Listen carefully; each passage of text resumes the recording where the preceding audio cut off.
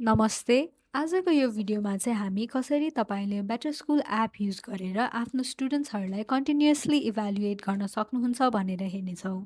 यो भिडियोमा चाहिँ 2टा पार्ट्स रहेको छ। फर्स्ट पार्टमा चाहिँ हामी कसरी तपाईले एडमिन ड्यासबोर्ड युज गरेर तपाईँको सिएएस फिल्ड्सहरू एडिट गर्न सक्नुहुन्छ भनेर हेर्नेछौँ भने सेकेन्ड पार्टमा चाहिँ कसरी टिचरहरूले यो फिचर युज गरेर आफ्नो स्टुडेन्टहरूलाई डेली इभ्यालुएट गर्न सक्नुहुन्छ भनेर हेर्नेछौँ।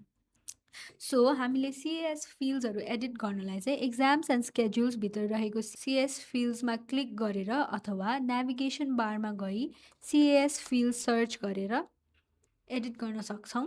यो म्यानेज सिएएस फिल्ड्समा एडिट मोड अन गरेपछि हामीले केही सिएएस फिल्डहरू एड गर्नु छ भए यहाँ एड सिएएस फिल्ड भन्ने बटनबाट वा डिलिट गर्नु छ भए यो डिलिट बटनबाट डिलिट गरेर चेन्जेसहरू सेभ गर्न सक्छौँ। अब हामी सेकेन्ड पार्टमा चाहिँ कसरी टिचरहरूले इभ्यालुएट गर्न सक्नुहुन्छ भनेर हेर्नेछौँ। So as you can see हामी चाहिँ अहिले बेटर स्कुल एपमा as a teacher logged in छौँ।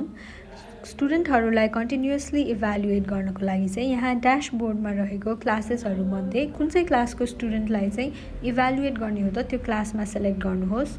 त्यहाँबाट तपाईँले यहाँ सिएएस भन्ने फिल्ड देख्नुहुन्छ, त्यहाँ रहेको इन्टर सिएएस बटनमा क्लिक गरिसकेपछि तपाईँले स्टुडेन्टहरूको लिस्ट देख्न सक्नुहुन्छ। त्यहाँबाट तपाईँले 1 बाई 1 स्टुडेन्टलाई सेलेक्ट गरेर उनीहरूलाई इभ्यालुएट गर्न सक्नुहुन्छ। इभ्यालुएट गरिसकेपछि अपडेट सिएएसमा क्लिक गरेर सेभ चेन्जेस गर्नुभयो भने चाहिँ तपाईँको सिएएस सक्सेसफुली अपडेट हुन्छ। त्यसरी नै तपाईँले डेली स्टुडेन्टहरूलाई चाहिँ इभ्यालुएट गर्न सक्नुहुन्छ।